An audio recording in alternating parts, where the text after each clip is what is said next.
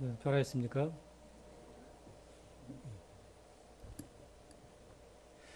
네, 하나님 말씀 요한복음 13장 말씀을 같이 보시겠습니다. 요한복음 13장입니다.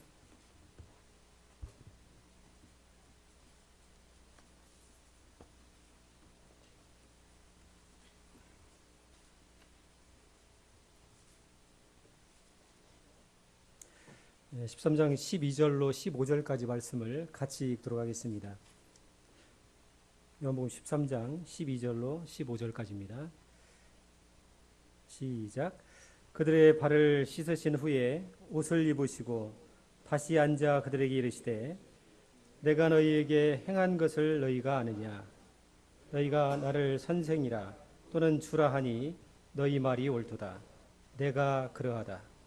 내가 주와 또는 선생이 되어 너희 발을 씻었으니 너희도 서로 발을 씻어주는 것이 옳으니라.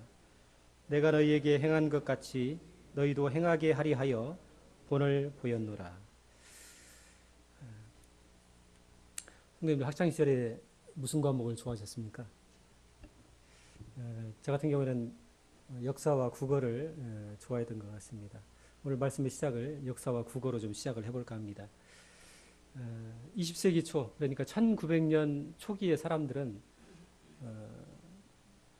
르네상스하고 계몽주의에 의해서 인간의 그 행복이 점점 확대될 것이다, 이런 기대를 가지고 있었습니다. 근데 1914년도에 1차 세계대전이 발발하면서 유럽이 4년 동안 전쟁의 참화 속으로 들어가게 됩니다. 그러면서 그 기대가 물거품이 되어버립니다.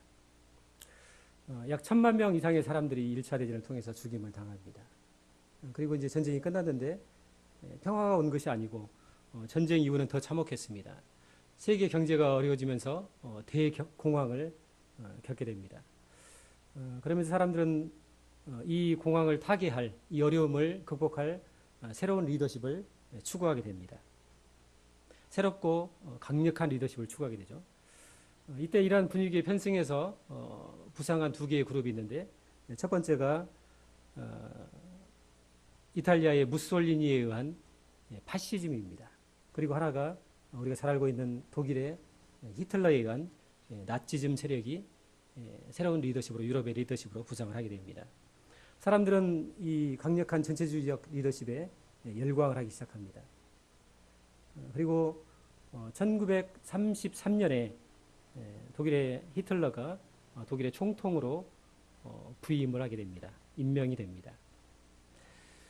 근데 이 두 리더십들은 그다지 이렇게 기대할 만한 리더십이 아니었던 것 같습니다. 정치라는 합법적인 옷을 입었다 뿐이지 이 사람들은 국제적인 깡패와 다름이 없었습니다. 이 두 리더십에 의해서 세계는 더 참혹한 2차 세계대전이라는 수렁으로 들어가게 됩니다. 독일의 히틀러가 새로운 리더십으로 부상하고 있었을 때에 독일의 한 작가가 1932년도에 소설 한 편을 발표를 하게 됩니다. 그 책 이름이 동방순례라는 그런 책입니다. 제가 이 책을 구해보려고 남원에 있는 모든 도서관들을 다 뒤졌는데 남원에는 책이 없더라고요, 보니까. 이 동방순례라는 책을 쓴 작가 이름은 헤르만 헤세입니다.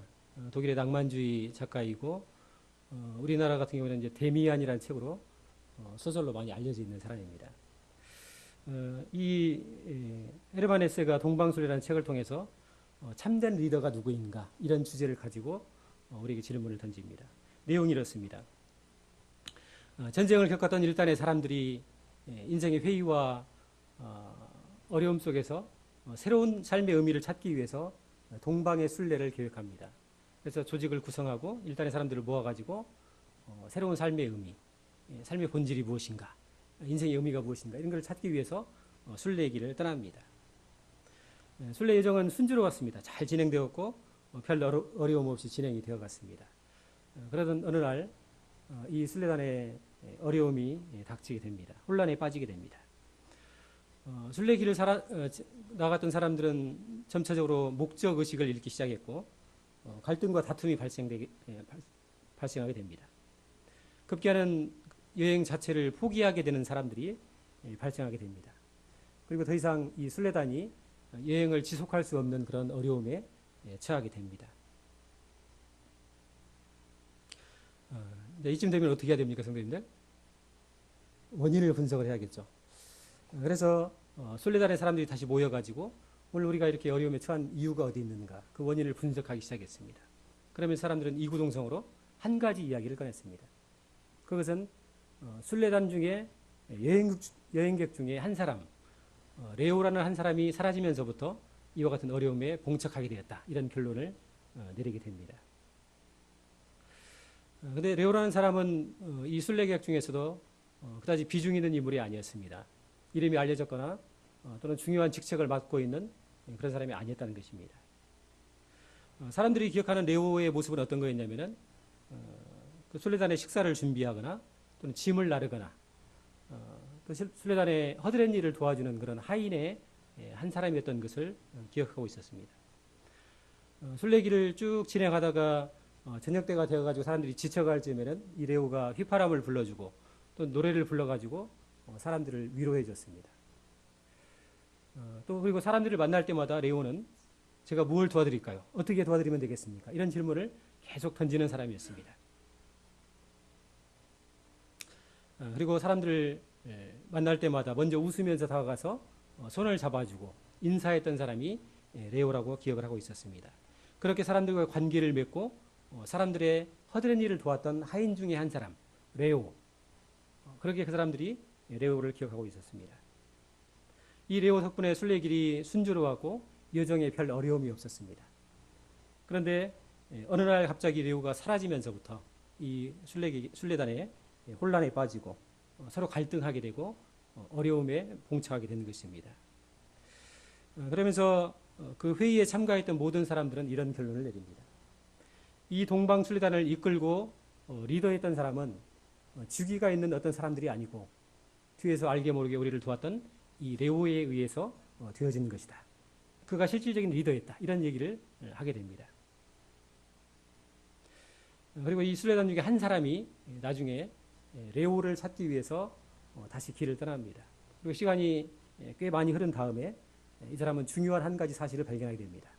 그것은 뭐였냐면은 이 동방 순례단을 파견했던 교단의 한 지도자 중에 한 사람이 레오였다. 최고 지도자들 중에 한 사람이 레오였다는 사실을 알게 됩니다. 이 교단의 최고 지도자들 중에 한 사람이 레오라는 하인의 신분을 입고 이 순례단에 와가지고 숨어서 그들을 섬기고 도왔다는 사실을 발견하게 됩니다. 헤르만에서는 이 소설을 통해 가지고 사람들에게 참된 리더가 누구인가 이런 질문을 우리에게 던지고 있습니다. 근데 흥미로운 것은 뭐냐면은 헤르만헤세의 아버지 요하네스 헤세는 인도의 선교사였습니다. 그리고 헤르만 헤세 역시도 자신도 한때 신학을 공부했던 그런 적이 있습니다. 아마 이런 배경에서 헤르만 헤세는 무솔리니와 히틀러에게 열광하는 사람들에게 그런 대중들을 향해서 종이 되어 섬기셨던 예수 그리스도 그분의 모습을 이 레오라는 인물에 투영해서 사람들에게 보여주고자 한 것이 아닌가 이런 생각을 갖게 됩니다. 오늘 요한복음 13장 본문에서 읽으셨던 것처럼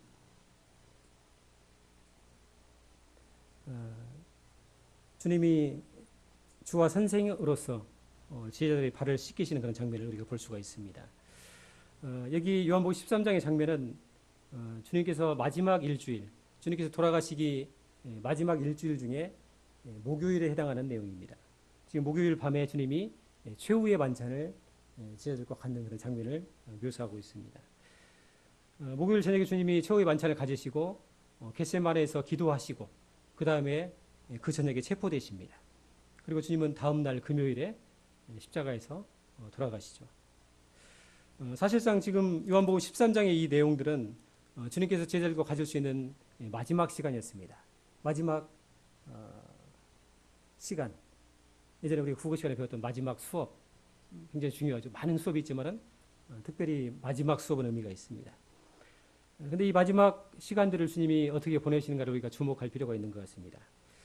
13장 1절 말씀을 같이 한번 읽으시겠습니다.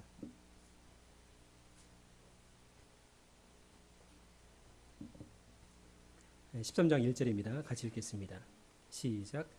유월절 전에 예수께서 자기가 세상을 떠나 아버지께로 돌아가실 때가 이른 줄을 아시고 세상에 있는 자기 사람들을 사랑하시되 끝까지 사랑하시니라. 요한은 주님께서 제자들과의 그 마지막 시간에 무엇을 하셨는가를 우리에게 일러주고 계십니다. 세상에 있는 자기 사람들을 사랑하시되 끝까지 사랑하시니라. 참 이 한 구절이 우리의 가슴을 울리는 것 같습니다.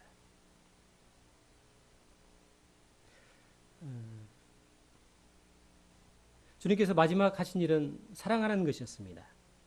제자들과의 마지막 목요일 저녁 체포되기 직전에 주님은 제자들과 유월절 만찬을 같이 하기를 원하셨습니다. 그래서 마가의 다락방이 준비됐고 모든 것이 이제 갖춰졌습니다. 그런데 유대인의 관례상 유월절 예식을 먹기 위해서는 발을 씻고 손을 씻고 정결 의식을 치러야 되는 관례가 있었습니다. 그리고 이제 그 일은 거기에 모인 사람들 중에 가장 작은 사람 혹은 하인들이 그 일을 감당하게 되어 있었습니다. 주님도 모였고 제자들도 마가의 다락방에 다 모였습니다. 유월절 예식이 준비가 됐습니다. 근데 누구도 발을 씻기려고 하지 않고 있었습니다. 그래서 주님께서 겉옷을 벗고 허리에 수건을 두르시고 대야에 물을 준비하셔서 제자들의 발을 씻기시기 시작했습니다. 그리고 주님이 이렇게 말씀하십니다. 내가 주와 또는 선생으로서 너희의 발을 씻겼으니 너희도 서로 발을 씻기는 것이 옳으니라. 이렇게 말씀하십니다. 성도들 한번 생각을 한번 해보시기 바랍니다. 주님이 지금 발을 씻기고 계신데 그 제자들이 잠시 후면 내일도 아니고 모레도 아닙니다. 잠시 후면 한 제자는 돈을 받고 주님을 팔 제자이고 또 다른 제자들은 군인들이 왔을 때 주님을 뒤로 하고 도망갈 제자들도 있었습니다. 또 한 제자는 맹세하면서 내가 그를 알지 못한다고 매몰차게 부인할 제자도 있었습니다.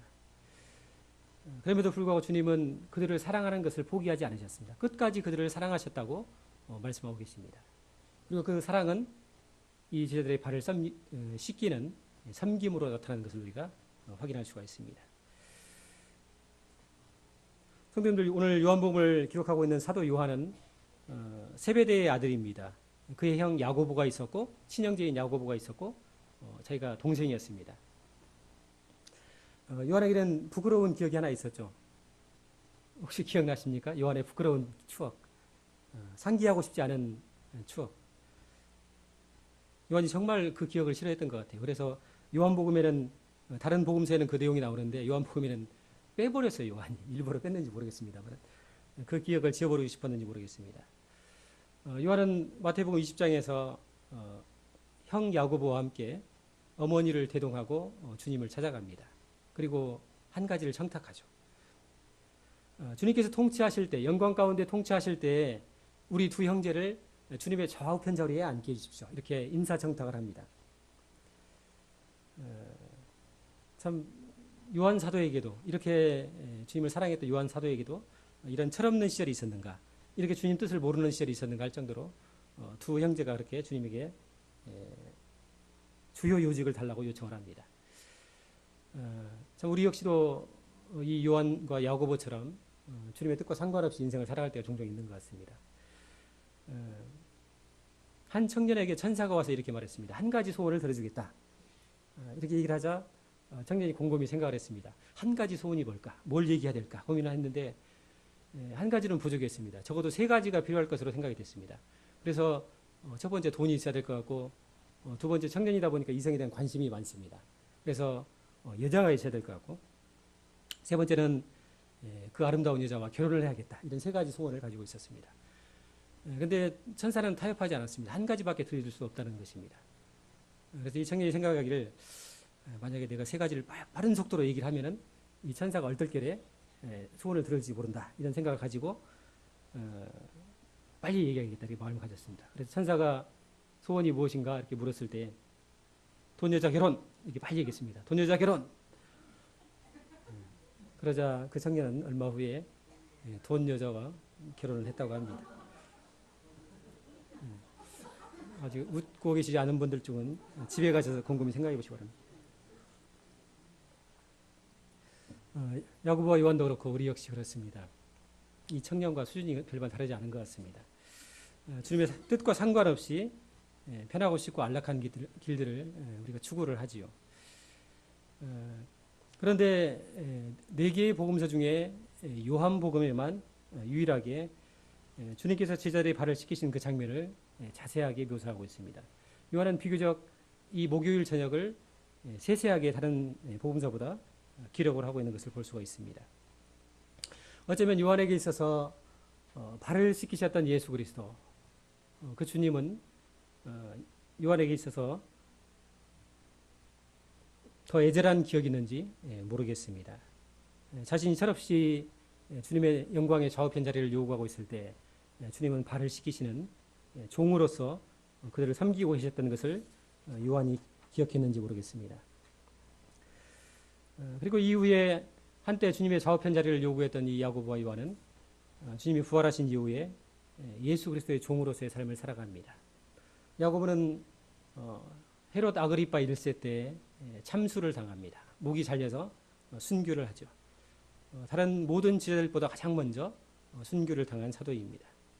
그리고 요한은 심한 박해 가운데서도 하나님의 교회와 복음을 위해서 일생을 섬기고 수고했던 것을 우리가 기억할 수가 있습니다. 발을 씻기셨던 예수 그리스도, 그분의 바램과 요청을 따라가지고 일생을 하나님의 교회와 성도들을 섬기는데 그들의 일생을 드렸던 것을 우리가 기억할 수가 있습니다. 마태복음 20장에서 주님이 이런 말씀을 하신 적이 있습니다. 이방인의 집권자들이 임으로 주관하고 고관들이 권세를 부리는 줄을 너희가 알지 못하느냐, 이렇게 말씀하십니다. 이방인들의 집권자들이 임으로 주관하고 고관들이 권세를 부린다. 이것이 세상의 리더십입니다. 세상에 우리가 기억하고 우리가 알고 있는 리더십은 지배하고 군림하고 다스리고 주관하는 리더입니다. 그런데 주님께서 덧붙여 하신 말씀이 뭐였냐면은 너희 중에는 그렇지 아니하나니, 이렇게 말씀하십니다. 이방인의 집권자들이 임으로 주관하고 권세를 부리지만은 그러나 너희 중에는 그렇지 않다. 너희는 달라야 된다. 그리스도의 제자는 달라야 된다. 이렇게 말씀을 하십니다. 그러면서 너희 중에 크고자 하는 자는 너희를 섬기는 자가 되고 너희 중에 으뜸이 되고자 하는 자는 너희 중에 종이 되어야 한다. 이렇게 말씀을 하십니다. 성도님들, 누가 예수 그리스도의 제자라고 생각이 되십니까? 섬기는 사람, 섬기기를 결심한 사람이 예수 그리스도의 제자입니다.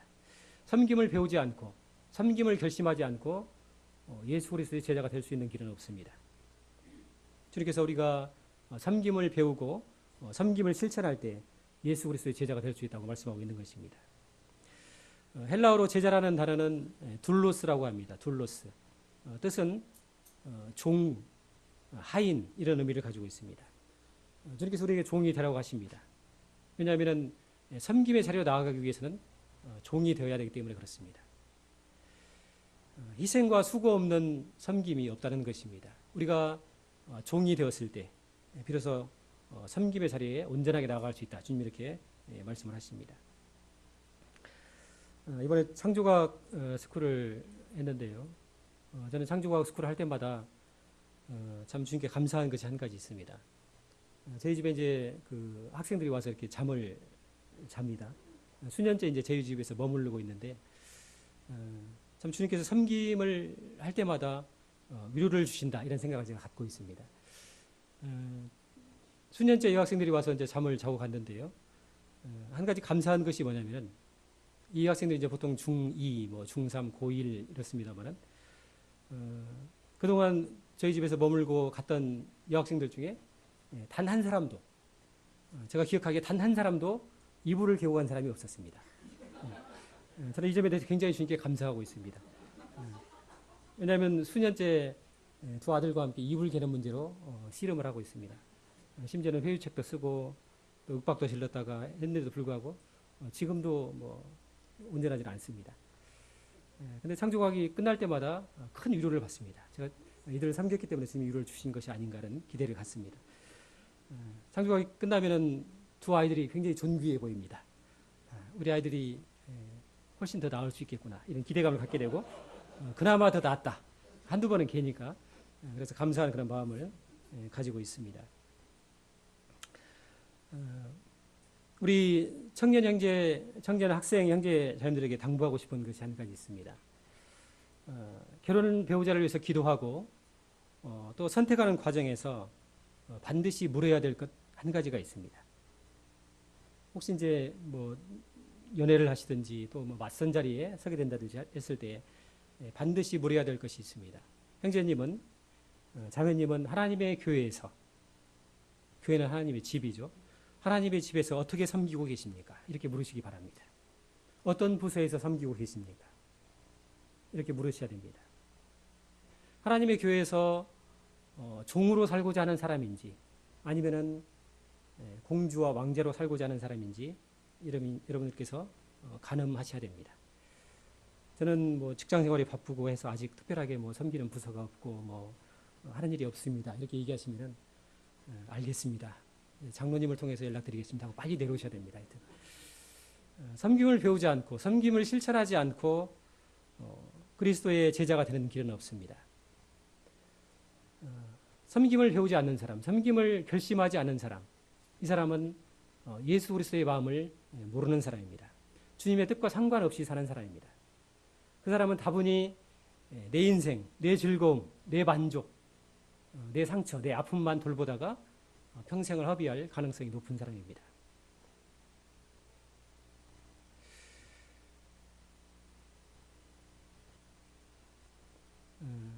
주님께서 마태복음 25장에서 비유적으로 하신 말씀이 한 가지 있습니다. 양과 염소를 얘기하시면서 이런 말씀을 하십니다.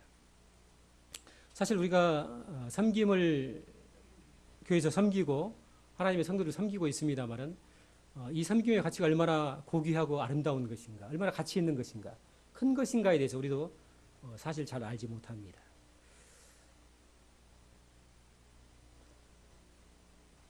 주님께서 양과 비유에 염소의 비유를 하십니다. 양들을 오른편에 모으셨고 염소를 왼편에 모으셨습니다. 주님이 영광 중에 오실 때 그렇게 하셨다고 이해하고 있습니다. 그리고 오른편에 있는 양들에게, 이 양들은 누구냐면은 섬김의 가치를 알고서 일생을 들여서 섬김에 수고했던 사람들입니다. 주님이 이렇게 말씀하십니다. 내 아버지께 복을 받은 자들이여, 너희는 내가 줄일 때 먹을 것을 주었고 내가 목마를 때 마실 것을 주었고 내가 나그네 되었을 때 나를 영접하였고 내가 병들었을 때 나를 돌보았고 내가 옥에 갇혔을 때 나를 찾았다, 이렇게 말씀을 하십니다. 그러자 이 오른편에 있는 양들, 의인들이 뭐라고 대답을 했습니까? 주님 맞습니다. 저희가 그렇게 했습니다. 참 주님은 합당하십니다. 이렇게 얘기한 것이 아니고 이렇게 얘기합니다. 주여, 우리가 어느 때에 그렇게 하였습니까? 이렇게 여쭙니다. 주님, 저희가 섬긴다고 섬겼지만은 그렇게까지 섬긴 것 같지는 않습니다. 저희가 그런 기억이 없습니다. 그렇게 말한 것입니다. 주여, 저희가 어느 때 그렇게 하였습니까? 이런 질문을 던집니다. 그래서 주님이 이렇게 말씀하시죠. 내가 진실로 너희에게 이르노니 너희가 여기 내 형제 중에 지극히 작은 자 하나에게 한 것이 곧 내게 한 것이니라, 이렇게 주님이 얘기하십니다. 여기 내 형제 중에 지극히 작은 자 하나에게 한 것이 곧 내게 한 것이다, 이렇게 말씀을 하십니다. 섬김의 가치를 알고 섬김을 위해서 수고했지만은 그러나 이 오른편에 있던 성도들도 이 섬김의 가치가 얼마나 고귀하고 큰 것인가에 대해서 다 알지 못했던 것 같습니다. 주님이 얼마만큼 이 섬김을 고귀하게 여기시는지, 크게 여기시는지 그 가치를 다 이해하지 못했다는 것입니다. 또 반면에 섬김의 가치를 소홀히 여기고 섬김의 자리에 나가지 않았던 왼편 사람들, 염소들에게 주님이 이렇게 얘기하십니다. 저주를 받은 자들아, 너희는 내가 배고플 때 먹을 것을 주지 않았고 목마를 때 마시우지 않았고 내가 나그네 되었을 때 영접하지 않았고 내가 헐벗었을 때 옷을 입히지 않았다. 내가 병들고 옥에 갇혔을 때 돌아보지 아니하였다, 이렇게 얘기합니다. 그러자 이들도 동일한 얘기를 하죠. 지금 저희가 언제 그렇게 했습니까? 그래서 주님이 또 이렇게 얘기하십니다. 너희가 내 형제 중에 지극히 작은 자 하나에게 하지 아니한 것이 곧 내게 하지 않은 것이다, 이렇게 말씀하십니다. 주님은 하나님의 교회의 성도들 중에 지극히 작은 자 하나, 그 사람을 주님 자신과 동격으로 얘기하고 있다는 것입니다. 하나님의 교회 몸된 교회의 지극히 작은 형제 하나, 성도들을 섬기는 것이 곧 주님을 섬기는 것과 동일하다. 이렇게 주님이 말씀하고 계신 것입니다. 이것은 성경의 원리와 같습니다. 주님은 교회를 그리스도의 몸이라고 얘기하고 있습니다. 그리고 그 몸된 성도들 한 사람 한 사람을 돌보고 섬긴 그 사람은 예수 그리스도를 섬긴 것과 똑같다. 이렇게 주님이 얘기를 하고 있는 것입니다.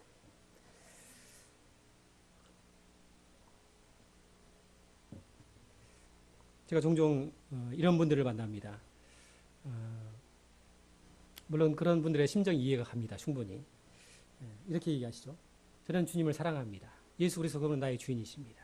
제가 그분을 사랑하고 그분이 나를 사랑하는 것은 압니다. 하지만 저는 사람들에게 질렸습니다. 저는 성도들이 싫습니다. 예수 그리스도는 살아가지만 교회는 싫습니다. 이렇게 말하는 분들이 종종 만나게 됩니다. 물론 그분의 안에 상처가 있고 어려움이 있는 것을 잘 압니다. 그럼에도 불구하고 그분은 하나님의 교회, 예수 그리스도의 교회가 무엇인가를 잘 알지 못하시는 분입니다. 하나님의 성도들, 물론 연약함과 어려움을 안고 있지만 우리 중에 상처도 있고 어려움도 있지만 그러나 이 성도를 사랑하고 주님이 끝까지 사랑했던 것처럼 성도를 사랑하고 존귀히 여기고 그들을 섬기는 것은 예수 그리스도의 뜻이고 또 주님 그분을 사랑하는 것과 동일하다는 사실을 잊어버리고 있는 것입니다. 주님께서 몸된 교회에 성도를 사랑하는 것, 그것은 주님 자신을 사랑하는 것과 같다 이렇게 말씀하고 있는 것입니다. 근데 제가 예전에 고민을 좀 했어요. 예전에는 이제 그 개역 한글에는 소자라고 되어 있어요. 하나님의 교회의 소자, 지극히 작은 자 하나. 근데 하나님의 교회의 지극히 작은 자가 누구인가 이렇게 살펴봤어요, 제가. 일일이 악수를 하면서 혹시 형제님이 소자이십니까? 지극히 작은 자 중에 한 분이십니까? 이렇게 여쭤볼 수도 없고. 지극히 작은 자가 누구일까? 물론 우리 중에 교회 일반적인 그런 교제나 섬김의 자리에서 소외되거나 더 어려운 자리에 계신 분들을 우리가 작은 자라고 여길 수도 있겠습니다만 그러나 모든 성도들, 이 자리에 있는 모든 성도들이 주님의 위로와 성도들의 위로와 섬김을 필요로 하는 소자라고 생각이 되어집니다. 모든 사람들이 성도의 격려와 성도의 사랑과 또 뜨거운 악수와 포옹이 필요한 연약한 사람들이라는 것을 우리가 알 수 있는 것입니다. 그래서 이 비밀을 발견한 사람들, 하나님의 교회 성도를 사랑하는 것은 주님을 사랑하는 것이고 성도를 섬기는 것은 주님을 섬기는 것이다. 이 비밀을 발견한 사람들은 섬김의 가치를 알았던 사람들은 일생을 다해서 섬김의 삶을 살아갔습니다. 섬김의 목숨을 걸어왔습니다. 주님이 누가복음 2장 22장에서 이런 말씀을 하십니다. 제자들에게 하신 말씀이죠. 앉아서 먹는 자가 크냐 섬기는 자가 크냐. 앉아서 먹는 자가 크냐 서서 섬기는 자가 크냐. 대답은 나와 있었습니다. 주님도 알고 계셨고 제자들도 알고 있었습니다. 주님이 덧붙여 얘기하시죠. 그러나 나는 너희 중에 섬기는 자로 있노라 라고 말씀하십니다. 나는 섬기는 자로 너희 중에 있노라 라고 주님이 말씀을 하고 계십니다. 성도님들 우리가 양해는 안 차지만 우리 스스로 확증할 수는 없습니다만 우리가 그리스도인인 것은 분명합니다. 그리고 우리가 그리스도의 삶을 본받기를 원하고 예수 그리스도의 삶을 따르기를 원하는 사람들입니다. 그렇다면 주님이 하나님의 교회에서 종으로서 제자들의 발을 씻기셨던 것처럼 우리가 서로 발을 씻기는 것이 옳다고 주님 우리에게 말씀하고 계십니다. 성경에서 제가 찾아보니까 최초로 발을 씻겼던 사람이 누구인가를 찾아봤는데 그런 아브라함이었습니다. 믿음의 조상이었던 아브라함이었습니다. 아브라함이 마물의 상수레 나무 아래서 앉아 있을 때에 세 사람이 이 광야길을 지나가고 있었습니다. 아브라함이 뛰쳐나가 가지고 이렇게 얘기합니다. 내가 간구하오니 물을 조금 가져오게 하여 당신들의 발을 씻으시고 나무 아래서 쉬십시오라고 얘기합니다. 아브라함은 그들이 천사인지를 알지 못했습니다. 나중에 알았습니다만 하나님의 천사들이었죠. 근데 아브라함의 고백이 더 놀랍습니다. 그 이후에 뭐라고 하냐면 아브라함은 그 사람들에게 자기를 종이라고 표현하고 있습니다. 내가 떡을 조금 가져오리니 당신들의 마음을 상쾌하게 하신 후에 지나가소서.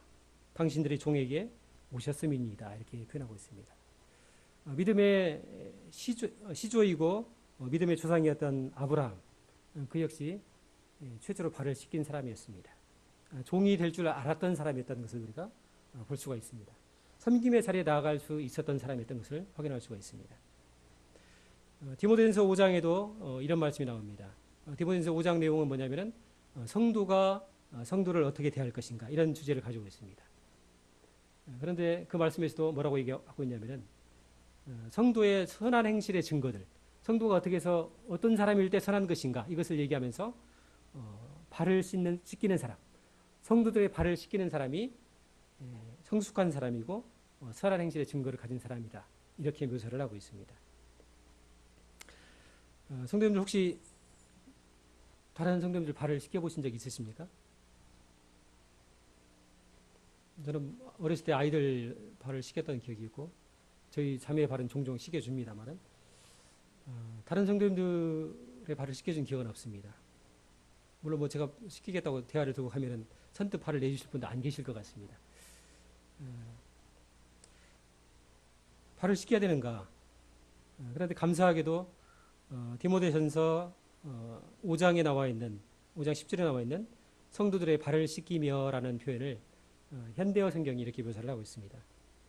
성도들의 발을 씻기며라는 표현을 달리 의역을 했는데요. 성도들에게 봉사하며라고 이렇게 표현을 하고 있습니다. 성도들을 섬기고 봉사하는 것은 발을 씻기는 것과 같은 의미이다. 이렇게 표현을 하고 있는 것입니다. 성도님들 다른 성도님들의 발을 씻기시겠습니까? 그럴 의향이 있으십니까? 대답이 안 하시네요. 뒤를 한번 봐주시기 바랍니다. 2016년 남원교회 비전이 처음 사랑을 회복하자입니다. 그리고 어떻게 하면 우리가 처음 사랑을 회복할 것인가 이렇게 논의한 끝에 두 가지 실천 과제를 우리가 갖게 됐습니다. 첫 번째가요. 한 가정 한 소망의 성도님을 섬기는 그런 실천 과제를 가졌고 두 번째로 신방 한 달에 2번씩 격주로 신방을 진행해서 다른 성도를 섬기고 돌아보고 격려하겠다 이런 실천 과제를 가지고 있었습니다.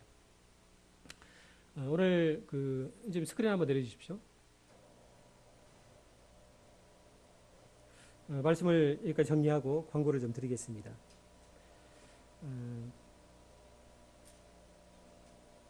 한 가정 한 소망의 섬김이 이걸 지정을 이제 저희가 했는데요. 어떤 성도님을 섬겨야 될까 이렇게 고심을 많이 했습니다. 그래서 몇몇 성도님들과 상의를 해서 누가 어떤 가정을 섬길 것인가를 결정을 했습니다.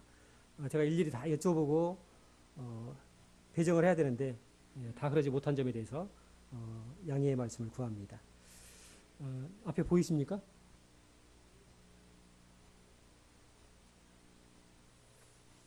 스크린 떴나요?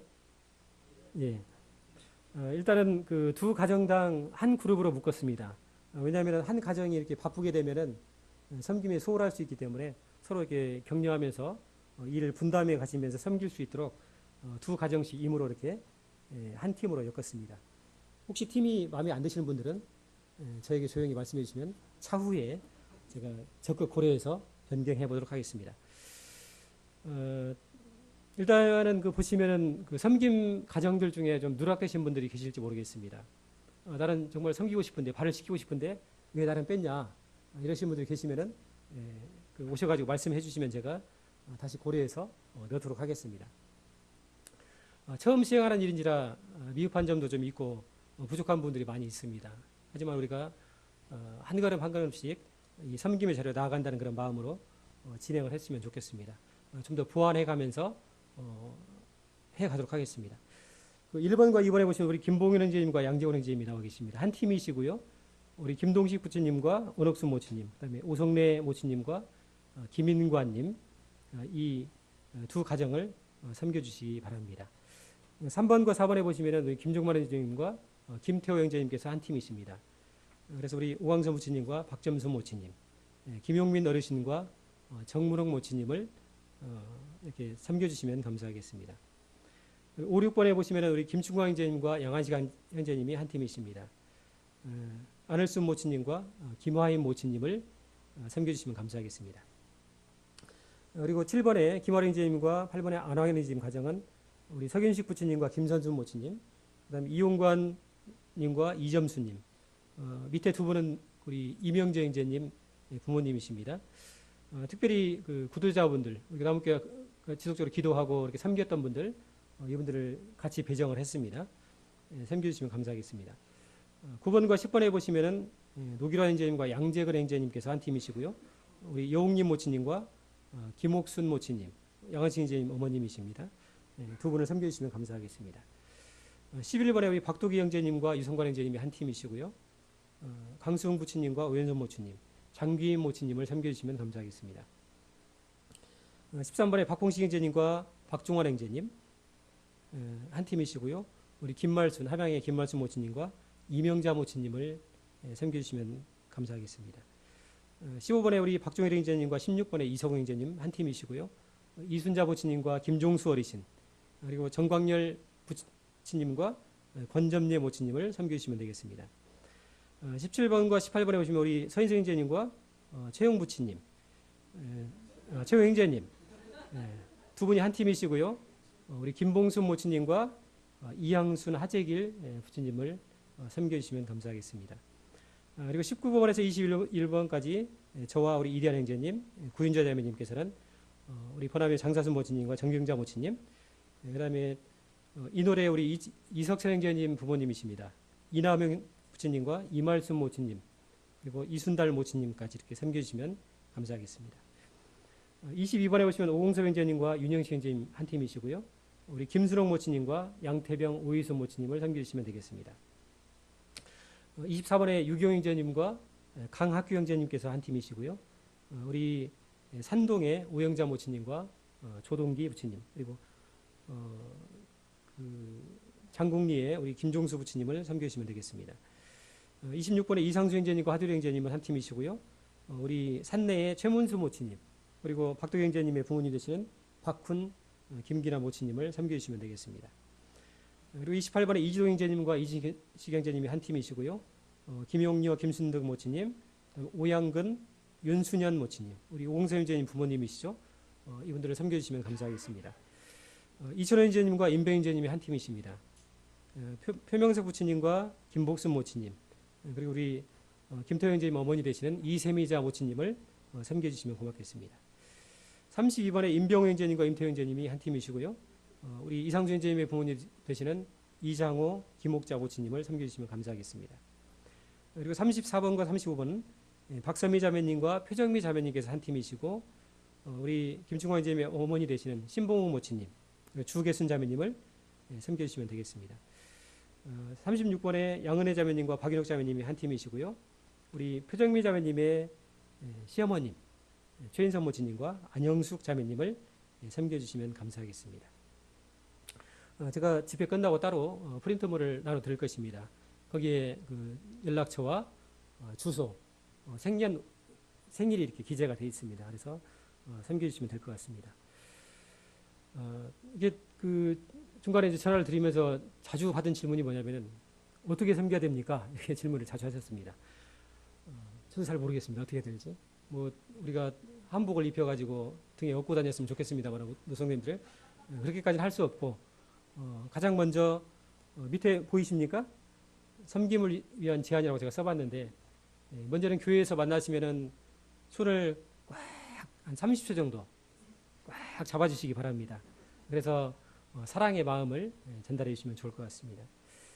두 번째는 그 노성들을 기도해 주시면 좋을 것 같고요. 또 주중에 한두 번 정도 전화하셔가지고 안부를 여쭤주시면 좋을 것 같습니다. 저희 어머니께서 저 금분교회 다니시는데 주중에 한두 번씩 전화를 꼭 받으십니다.